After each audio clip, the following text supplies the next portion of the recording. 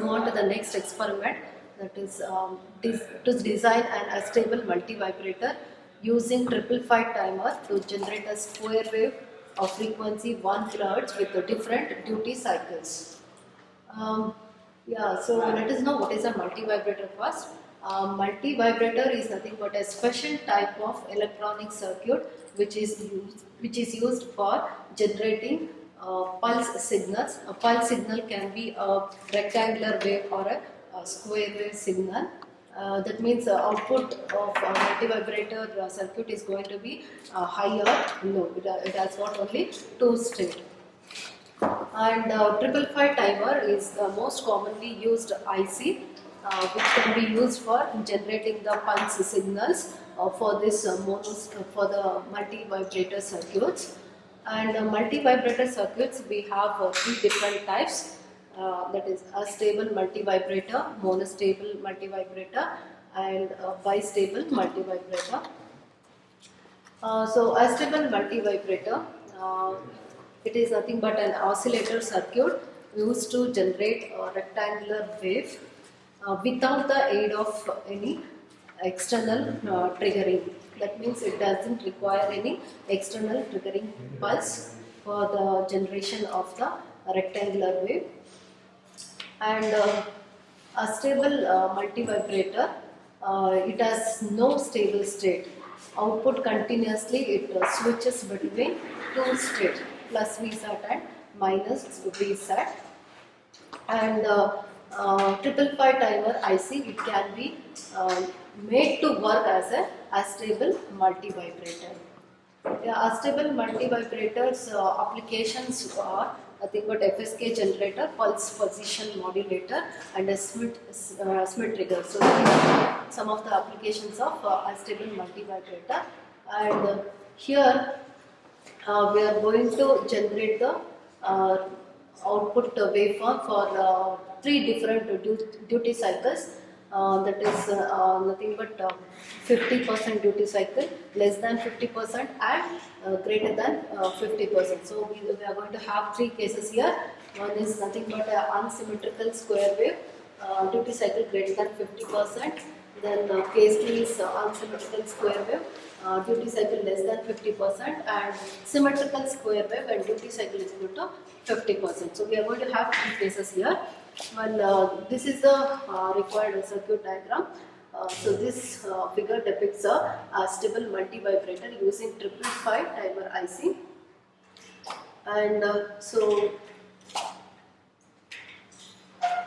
here we are not going to, we are applying plus VCC to, between pin number 4 and 8. Pin number 4 and 8 are connected together, and we have applied a DC voltage plus 5 volts, and between pin number 7 and 6 we have a resistor RB, and between pin number 7 and 4 we have a resistor RA, and at pin number 6 we have connected a capacitor. So along with the 555 timer, we need three external components, that is two resistors RA, RB, and one capacitor. They are called as timing components. So along with the timer IC, these three additional components are required to construct an astable multi-vibrator. And between the pin number 5 and 1, we have a bypass capacitor 0.01 microfarad, and at pin number 3 we are going to get the output.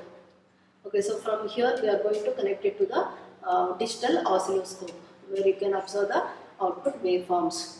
And here whatever the output waveform is generated, this we are going to connect it to channel 2, and across capacitor, this we are going to get across the capacitor charging and discharging of the capacitor, that we can observe at pin number 6. This will connect it to channel 2. So pin number 3 will connect it to channel 1 of the DSO, and channel 2 will connect it to pin number 6. And these are the output waveforms we are going to get.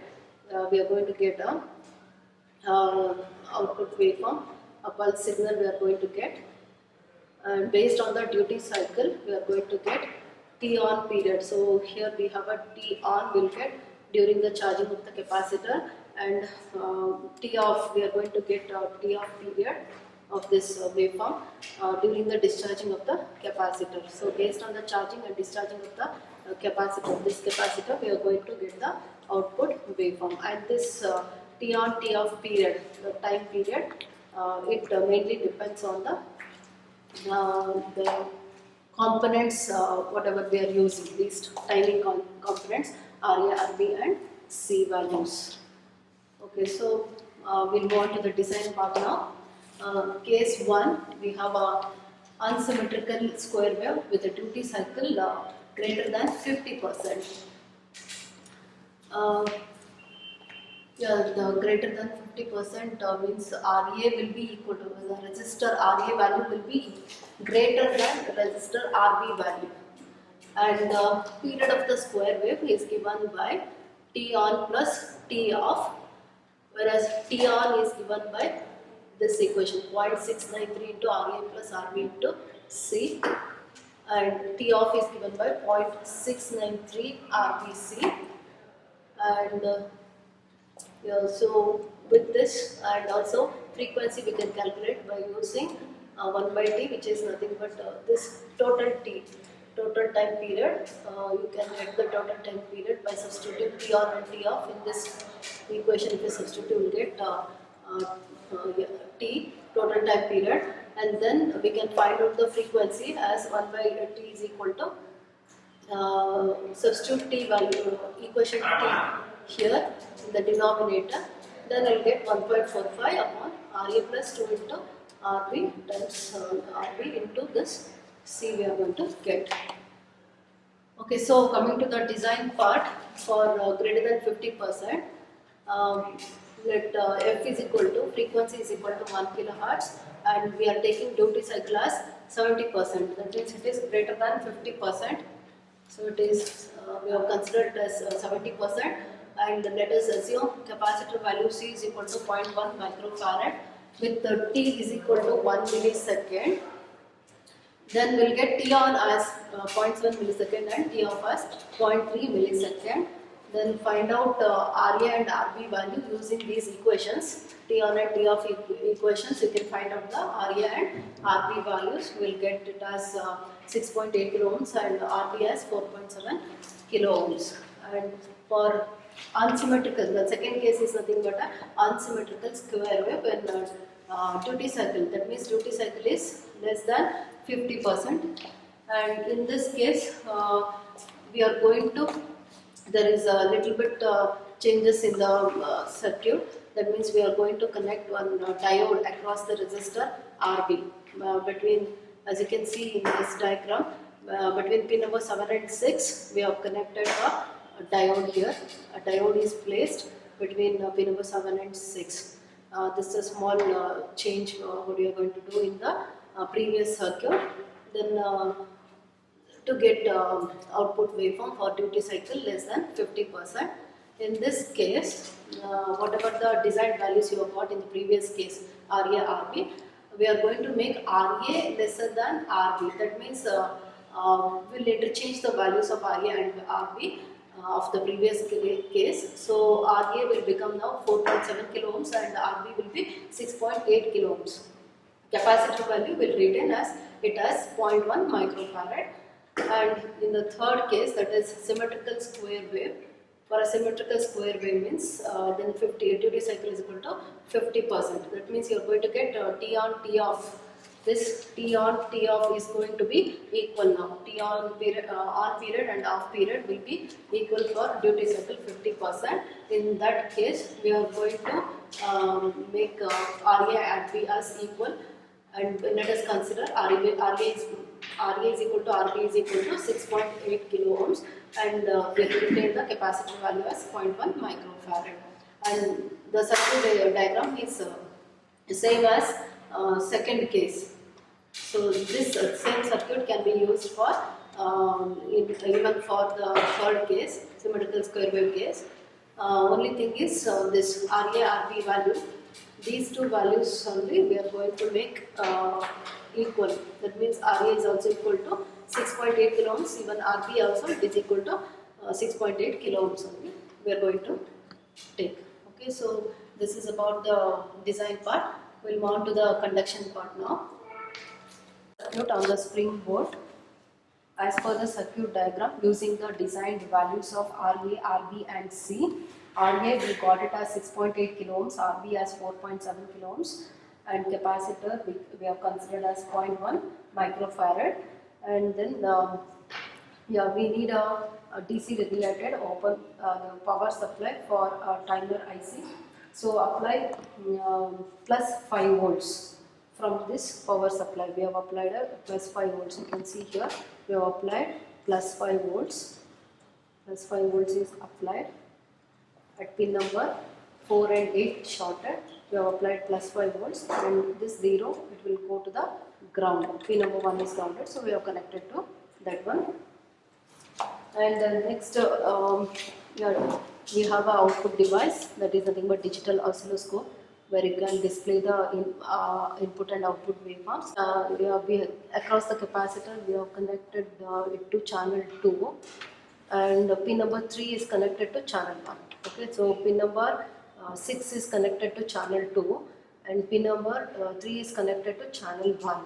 And you can clearly visualize the output waveforms we are getting here. Rectangular wave is generated. Rectangular wave is generated with the duty cycle 70%. And now measure. So this is nothing but a rectangular output with the duty cycle 70%, and we have got charging and discharging. As per the charging and discharging of the output, we are getting charging and discharging of the capacitor, we are getting the output. Now we need to measure the T on and T off of this waveform, output waveform, and here I have noted down the readings. I have noted down the readings here. For the first case, that is duty cycle is equal to 70%.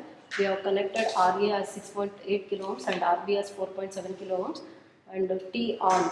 So as per this, T on we are getting it as 3.2 into 250 microseconds. It is this T on period 3.2 into here time period we have got 250 microseconds.